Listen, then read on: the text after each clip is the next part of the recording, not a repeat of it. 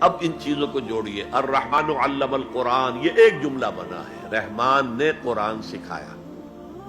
خلق الانسان، انسان کو پیدا کیا. علمہ البیان، یہ 3 ویلیوز ہیں جو 4 آیتوں میں آئی ہیں. آپ نے میتھمیٹکس میں یا ارتھمیٹکس میں پڑھا ہوگا ریشو پروپورشن کا قاعدہ، نسبت و تناسب. 3 ویلیوز دے دی گئی ہے، چوتھی تلاش کرو. وہ چوتھی ویلیو کیا ہے؟ دیکھو، اگر تمہیں کوئی قوت بیان اللہ نے دی ہے، اسے قرآن کو بیان کرنے میں صرف کرو. جیسے ہم کہتے ہیں کہ توپ سے مکھی نہیں ماری جاتی. توپ جتنی بڑی شے ہے وہ مکھی مارنے کے لیے تو استعمال نہیں ہوتی. تمہیں اللہ نے قوت بیان دی ہے، اسے صرف پیسے کمانے کے لیے استعمال نہ کرو، اسے لیڈری چمکانے کے لیے استعمال نہ کرو. اس قوت بیان کو اس قرآن کے بیان کرنے میں استعمال کرو. یہ جو نتیجہ نکلا ہے یہ ایک حدیث میں آیا ہے، اور اس میں عجیب لطف ہے. الرحمن علم القرآن خلق الانسان علمہ البیان عن عثمان ابن عفان. وہی جو ہے قافیہ چلا آ رہا ہے. بخاری شریف کی روایت ہے، خیرکم من تعلم القرآن وعلمہ. تم میں سے بہترین لوگ وہ ہیں جو قرآن سیکھیں اور سکھائیں، پڑھیں اور پڑھائیں، سمجھیں اور سمجھائیں. یہ بہترین ہے، اس کو بہتر نہ کہیں.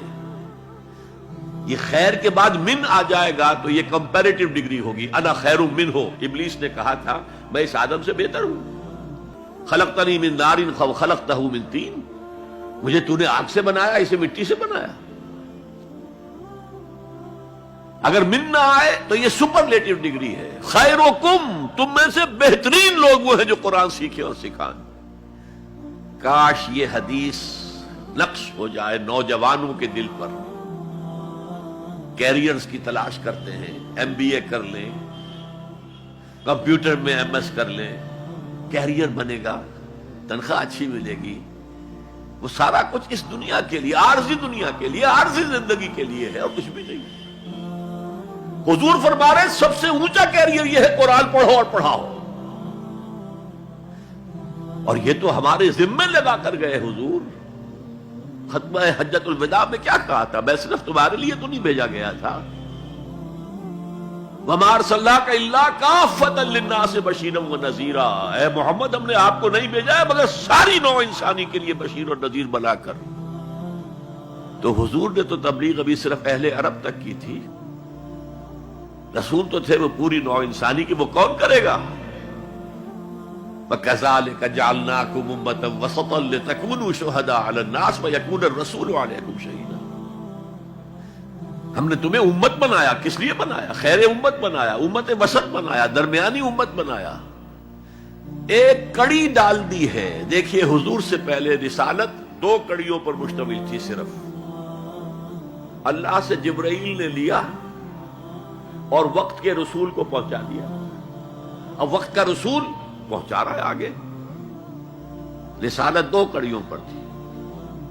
حضور پر آ کر جب رسالت اور نبوت کی تکمیل ہو گئی، ختم ہو گئے، تو تیسری کڑی لگ گئی.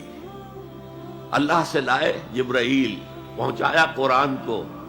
حضور نے پہنچایا امت کو، اور امت کے ذمہ اب پہنچاؤ ایک ایک انسان کو. یہ ہماری امت کی حیثیت سے ذمہ داری ہے. اور چونکہ ہم نے یہ ذمہ داری بھلا دی، اس لیے آج ذلت ہے، خاری ہے. کیا حیثیت ہے ہماری؟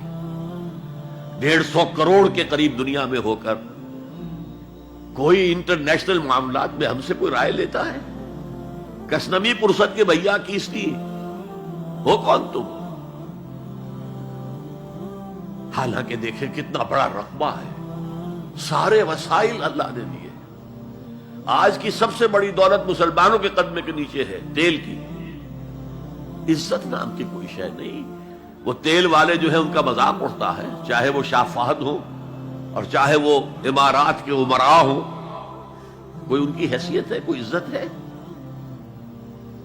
اس اعتبار سے کہ ہم نے وہ فرض منصبی چھوڑ دیا. ہمارا فرض تو یہ تھا قرآن پہنچاؤ. اور اس حد تک آپ نے فرمایا بلغوا عنی ولو آیۃ، پہنچاؤ میری جانب سے، اور یہ میری جانب سے یوں سمجھیے انگریزی میں اس کا ترجمہ ہوگا آن مائی بہاف۔ جو بھی حضور کا امتی قرآن پہنچاتا ہے وہ حضور کے بہاف پر پہنچا رہا ہے۔ رسالت حضور کی ہے جو تا قیام قیامت قائم رہے گی۔